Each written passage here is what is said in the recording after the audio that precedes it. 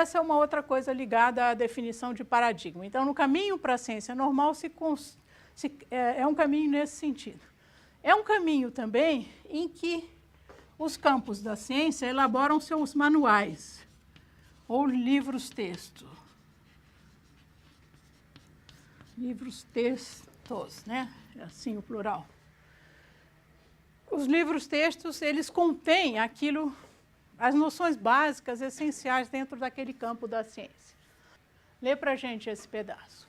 Quando um cientista pode considerar um paradigma como certo, não tem mais necessidade, nos seus trabalhos mais importantes, de tentar construir seu campo de estudos, começando pelos primeiros princípios e justificando o uso de cada conceito introduzido.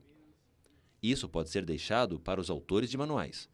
Mas, dado o manual, o cientista criador pode começar sua pesquisa onde o manual a interrompe, e, desse modo, concentrar-se exclusivamente nos aspectos mais sutis e esotéricos dos fenômenos naturais que preocupam o grupo. Ele tem que tomar o manual como dado. Então, aquele é o conhecimento de fundo, vamos dizer que todo aquele pessoal que é membro daquela comunidade científica tem aquele conhecimento. Na pré-história da ciência, recomeça-se tudo de novo. Começa-se a discutir o manual, as noções básicas daquele campo de estudos. Uma vez estabelecida a ciência, os membros daquela comunidade começam a discutir entre si, dando aquilo de barato. Aquilo já está estabelecido, eles têm que avançar na fronteira. Portanto, eles têm que apresentar novas sugestões, têm que trabalhar naquilo que se acrescenta. Com isso, muda o tipo de coisa que as pessoas escrevem. Então, aqui, eles não vão mais escrever manuais, mas vão escrever, como está dito aqui, artigos. Artigos breves, dirigidos aos seus colegas de profissão. Pessoas que já conhecem o manual, já conhecem aquelas noções do manual e que não vão querer colocar tudo em discussão novamente. Às vezes, quem fez, como eu, ciências sociais, e eu até participava vivamente dessas coisas, a gente gosta de discutir os fundamentos filosóficos, então começa tudo de novo, num certo sentido, né? No caso das ciências avançadas, né, das ciências que já superaram essa pré-história, o padrão de escrita são artigos breves. Às vezes o pessoal reclama assim, economista escreve uma coisa que ninguém entende, né? Os economistas usam uma linguagem técnica, um economês que ninguém entende, barará. Bom, eu acho que essa crítica pode ser cabível quando o indivíduo vai falar, por exemplo, na televisão ou no jornal, né? Que aí ele fala uma coisa que ninguém entende, né? Então, falta essa habilidade de comunicação. Agora, toda a ciência tem uma linguagem técnica. E essa linguagem, ela simplifica certas coisas. Você não precisa sabe a lei da oferta e demanda? Não. Isso todo mundo já sabe. Vamos falar mais a respeito disso. Vamos falar o que a gente conclui, o que a gente pode discutir a respeito das coisas que estão acontecendo. Então, só para dizer, quer dizer, é um padrão, de fato, as ciências já amadurecidas, as pessoas se manifestam por meio de artigos e que são artigos escritos numa linguagem técnica e que falam para os pares, quer dizer, falam para os colegas de profissão. Pessoas que não vão ficar apavoradas quando eles usarem certos termos técnicos. Voltando a uma coisa que eu tinha dito, acho que na primeira aula, isso não significa que a comunidade não deva se preocupar com a tradução disso para o público leigo, público que inclui as autoridades governamentais, por exemplo, quando se chega em outras circunstâncias. Quer dizer, é importante fazer isso e aquilo também. Ele está dizendo assim, neste momento, né, neste momento de ciência normal, existe um certo progresso em relação à situação anterior de pré-ciência, né? E neste momento acontece isso assim, as pessoas começam a escrever artigos breves. Tá? Mas aqui ele não está dizendo o que ele acha, ele está dizendo o que acontece, né? Ocorre que esse paradigma em torno do qual os cientistas daquela comunidade estão trabalhando pode ser superado amanhã, certo? Então, os paradigmas que se sucedem, eles, na visão de Thomas Kuhn, eles são, num certo sentido, incomparáveis, são incomensuráveis, eles são muito diferentes, eles partem de visões de mundo diferentes. Então, não há acumulação nesse sentido, entre um paradigma e outro. Mas no interior de cada paradigma há uma certa acumulação. Tem um livro do Thomas Kuhn, que é meio autobiográfico, em que ele conta como é que ele chegou na ciência, qual foi o caminho dele, o que ele estudou, etc. Então, num determinado momento, ele começou a ler Aristóteles, mas a mecânica de Aristóteles, o estudo de Aristóteles faz do movimento. Aí ele falou, que absurdo, que ideias absurdas, né? Depois ele parou e pensou, não, eu preciso apreender Aristóteles nos termos, no seu contexto, no momento em que ele estava escrevendo essas coisas. Né? Então, eu preciso entender Aristóteles pensando no tipo de mundo que ele estava vivendo. E aí, quando ele pensou desse jeito, ele foi reler a física de Aristóteles e achou que fazia todo sentido. Né? Porque uma das coisas da nova historiografia, por exemplo, você não pode ler autores do passado a partir da visão do presente. Você tem que fazer um esforço, né, que não necessariamente é 100% bem sucedido, de entender por que eles escreveram aquilo naquele momento. Né? Tem essa linha de raciocínio leva a pensar, por exemplo, às vezes os cientistas sociais eles fazem uma discussão a respeito de uma coisa que está acontecendo hoje e trazem autores do passado para participar daquela discussão. Mas trazem esses autores como se eles estivessem vivos, examinando tudo que está se passando. Né? E não é verdade. Eles viveram um momento diferente. Isso tem que ser levado em conta. E é mais ou menos isso que o que Thomas Kuhn fala a respeito do cientista criador e como é que ele vai conduzir a sua pesquisa e como é que ele considera autores como Aristóteles, né? Como é que tem que ser lidos. Tem que ser lidos pensando no contexto em que ele viveu, em que aquelas ideias podiam fazer todo sentido. Eu já disse aqui, em algum momento, que uma característica da ciência normal é que os problemas que ela se coloca têm solução assegurada. Isso é um ponto importante, eu espero que fique claro para vocês. Por que quer dizer tem condição assegurada? A ciência normal vai dizer que perguntas os cientistas daquela comunidade devem fazer e como é que eles devem buscar a resposta. Então, aí vem a imagem do quebra-cabeças. A gente sabe que o quebra-cabeças ele tem um final lá, tem uma conclusão que já está pré-definida, né? Um quebra-cabeças de montar. Às vezes, vocês ganharam o quebra-cabeça, estão lá montando, chega um irmãozinho pequeno. Bom, aí vocês têm certas regras para montar esse quebra-cabeça, né? Vocês seguem certos padrões. O que é? Que padrões são usados para montar um quebra-cabeça de armar? Começa pela borda. Começa pela borda, o que mais? Ver as cores. Ver as cores, né? Então, vocês usam certos padrões. Aí vem um irmãozinho pequeno, pega uma outra caixa de quebra-cabeças, talvez alguém já tenha sido vítima desse tipo de... E aí mistura lá. Bom, não tem nenhum sentido. Não é, aí não é solução assegurada. Né? Então, são dois quebra-cabeças diferentes, nunca vai chegar a uma solução. Então, essa imagem de quebra-cabeças, ela fica forte para dizer isso. Então, todo o desenvolvimento da ciência normal é uma resolução de quebra-cabeças. A ciência vai definir quais são as perguntas que devem ser feitas. É curioso que Thomas Kuhn, nesse livro, ele fala assim, olha, tem perguntas que não são quebra-cabeças. Por exemplo, para a medicina, a cura do câncer. Como? Aí, 62. Bom, vamos ficar na cabeça de um cara falando no começo de 62. O câncer era considerado uma doença incurável. Tá? Então, como cura de câncer, ou então, o outro exemplo que ele dá é a paz mundial. Tá? Então, era um episódio, um fenômeno ainda de fim de guerra, né? Muito presente a imagem das duas guerras mundiais. Então, não eram problemas que devessem ser tratados pela ciência.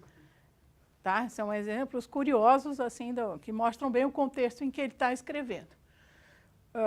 Mas, então, quando o problema tem solução assegurada, significa o seguinte, Se o indivíduo não acha a solução, se aquela comunidade não acha a solução, se o cientista, é um problema do cientista, né? Ele é que agiu errado, ou ele não usou os instrumentos apropriados, ou ele não... Enfim, não é um problema da ciência, é um problema do cientista, em princípio, tá? Então, essa é uma noção... acho que um pouco disso está dito aqui.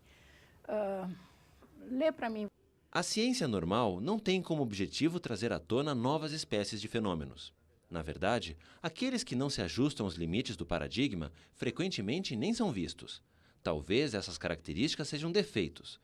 As áreas investigadas pela ciência normal são certamente minúsculas. Ela restringe drasticamente a visão do cientista.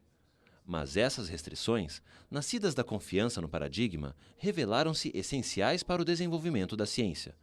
Ao concentrar a atenção numa faixa de problemas relativamente esotéricos, o paradigma força os cientistas. E continuava essa frase, mas não dizia nada muito diferente do que está dito até aqui. Então, vocês veem, Kuhn está criticando a ciência normal. Está dizendo, ó, a ciência normal coloca antolhos nos cientistas, aumenta o foco justamente porque não tem visão lateral. O cientista não pode ter visão lateral.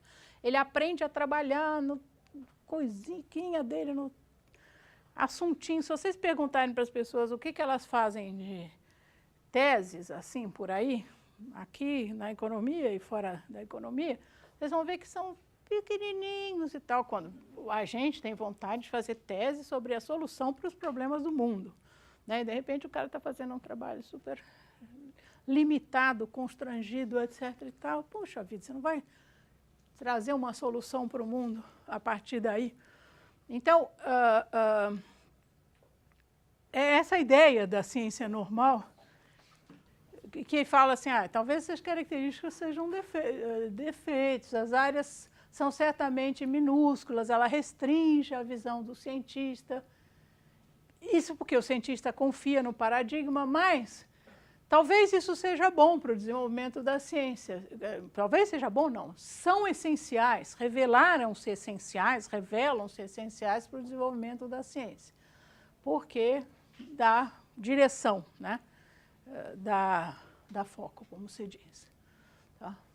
Mas aí tem um pouco da discussão sobre a restrição do objeto de estudo, como uma técnica para você abordá-lo melhor e de uma lógica própria da produção científica, de você aumentar a sua produtividade e de ter cada vez menos tempo para a produção. Aí você já está introduzindo uma outra dimensão dessa discussão que é importante. Mesmo quando não havia essa pressão publish or perish, as pessoas tinham um foco bem definido e sempre que as pessoas, até vocês vão perceber isso na hora que vocês forem fazer a monografia. Não, mas o que você está querendo tratar é de Deus e a sua época, dizia um professor meu. Não, precisamos ter foco, vamos restringir, vamos focalizar um problema que seja tratável, né? Além disso, essa pressão para publicação leva as pessoas realmente a fazerem grãozinhos de areia, né? Por exemplo, é um problema para ciências do tipo biológicas, porque você depende do tempo para observar, digamos, o efeito de certos medicamentos ou de certas terapias. E, às vezes, você não pode levar esses 10 anos que você precisa para acompanhar essa amostra. Então, depois de um ano, você escreve uma coisinha. Depois, no segundo ano, você escreve outra coisinha. Então, tem isso também. As críticas que surgem na ciência, elas geralmente estão mais concentradas nesses problemas esotéricos que podem quebrar todo um paradigma? Que bom que você falou em esotérico, usou esse termo aí, né? Porque logo que o pessoal começou a ler Thomas Kuhn no Brasil, ficou essa história. Bom, esotérico? A comunidade científica é esotérica, né? E aí teve até um pessoal que foi procurar no dicionário, não, mas é esotérico com S, não é esotérico com X. Esotérico aqui com X é seita, qualquer coisa. Aqui não, aqui tudo bem, né? Então, esotérico é usado no sentido de um grupo fechado. Tá? Um grupo fechado que tem certas normas, que se rege por essas normas, que tem regras para entrar. Para você fazer parte desse grupo, você tem que preencher, tem que percorrer certos passos, que pode ser uma iniciação semelhante ao que os aprendizes de ofício tinham na Idade Média, né? Então, toda aquela peregrinação, todo aquele sofrimento até o cara virar mestre naquele ofício e tal. Depois tem regras para permanecer, se você não publicar bastante, você não permanece, ou você é marginalizado, e coisas desse tipo. Num determinado momento, aquele conhecimento que está lá compartilhado pela comunidade científica começa a ser colocado em questão. Então, começam a aparecer o que se chama de anomalias. Então, fenômenos que não se encaixam bem naquele paradigma, para os quais o paradigma não tem solução. Essas anomalias vão aparecer, por exemplo, no sistema geocêntrico, né? Como que, de repente, a Terra é o centro do universo, tem umas observações que não fecham com isso, não batem com isso. Ou qualquer campo da ciência você pode perceber essas anomalias. O que é curioso a respeito disso, que Thomas Kuhn conta, é o seguinte, que no começo essas anomalias são varridas para debaixo do tapete. A tendência dos cientistas é dizer assim, não, ou esse é um problema que não compete resolver dentro dessa ciência, é problema de outra ciência, é problema dos políticos, aqui os economistas não tratam disso. Ou, enfim, simplesmente as pessoas tiram do seu campo de visão essas anomalias. Então, ele dá um exemplo, que eu acho que é interessante para a gente entender isso daqui, que é um exemplo de um experimento que foi feito com cartas de baralho, dentro da psicologia lá. O pessoal deu cartas de baralho, então tinha dois grupos, o grupo experimental, o grupo de controle. O grupo experimental tinha dois baralhos. Tinha um baralho que era diferente do baralho que a gente conhece, de 42 cartas. Então, nesse baralho tinha vamos dizer, uma dama de copas, mas que era preta. A copa lá era preta. E um valete de espadas vermelho, qualquer coisa assim, né? Então, o experimento consistia no seguinte, eles mostravam para a pessoa e a pessoa tinha que identificar aquela carta. Esse é um 3 de espadas. Esse é um 4 de copas. Nas primeiras vezes que mostraram essas cartas anômalas, as pessoas reagiam prontamente identificando essa é uma dama de copas, esse é um valete de espadas. E não tinham nenhuma dúvida em classificar do jeito que fosse. Na medida em que o tempo de exposição àquelas cartas anômalas, aquelas anomalias ia aumentando, as pessoas começavam a parar um pouco e falar, uma dama de copas. Enfim, tinham mais consciência, vamos dizer, das anomalias.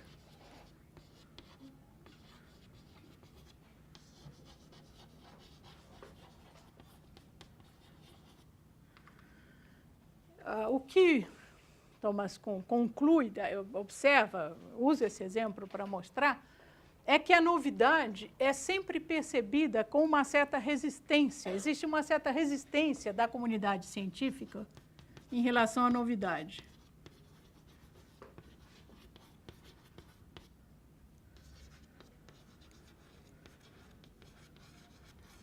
As coisas que são diferentes são sempre acomodadas, pelo menos num primeiro momento, num certo esquema conceitual que a pessoa aprendeu, que a pessoa usa no seu dia a dia, como cientista, etc. e tal. Isso torna, às vezes, as revoluções científicas, como ele diz, invisíveis.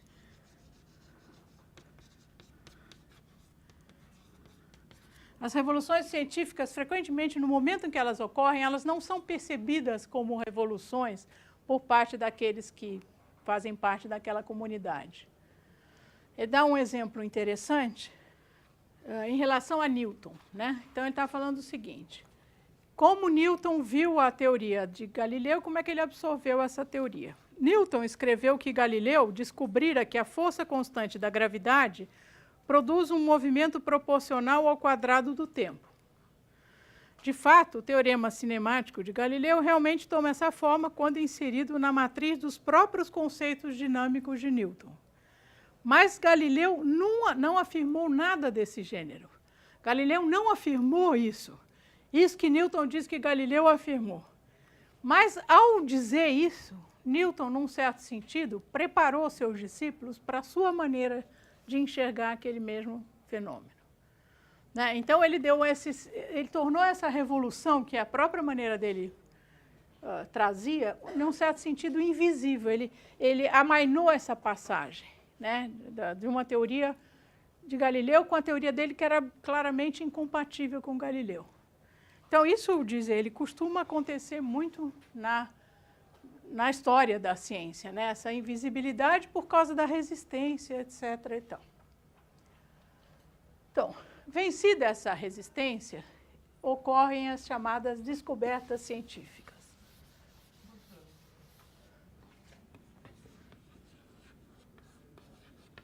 Então, a gente vai tratar agora de uma coisa que Thomas Kuhn fala, que é a questão das descobertas científicas. Quer dizer, quando essa consciência das anomalias começa a se tornar crescente e as pessoas começam a absorver aquela nova maneira de ver esse mesmo problema. Vou ver se tem mais uma citação aqui. Então, vamos encerrar hoje com essa citação. Lê para mim esse negócio, essa citação. O que é descobrir? O que é uma descoberta? A proposição "o oxigênio foi descoberto", embora indubitavelmente correta, é enganadora, pois sugere que descobrir alguma coisa é um ato simples e único, assimilável ao nosso conceito habitual e igualmente questionável de visão. Por isso supomos tão facilmente que descobrir, como ver ou tocar, deva ser inequivocamente atribuído a um indivíduo e a um momento determinado no tempo. A gente vai voltar a isso na aula que vem, mas a ideia é que, como é que se deu a descoberta do oxigênio? E conta essa história mostrando que é um processo mais cheio de nuances do que é aquele que a gente aprende nos livros textos de ciências do colegial. E que essa descoberta do oxigênio se deu contra um pano de fundo de um outro paradigma que estava firmemente arraigado, uma outra concepção, que alguns de vocês tenho certeza que já estudaram no colégio, que é a teoria do flogisto. Não? Não que eu saiba. Não que você saiba, tá. Então, só foi possível perceber que ali havia uma descoberta quando se admitiu que a teoria do flogisto podia estar errada. Acho que se vocês tentarem dar tratos à memória, vocês vão encontrar, isso foi a grande revolução na química, vocês vão encontrar uma pista dessa teoria do flogisto. Né? As coisas eram constituídas por quantidades menores e maiores de flogisto. E no processo que levou à descoberta do oxigênio, essa concepção foi totalmente questionada, enfim, foi posta por terra. Então, essa é uma coisa interessante.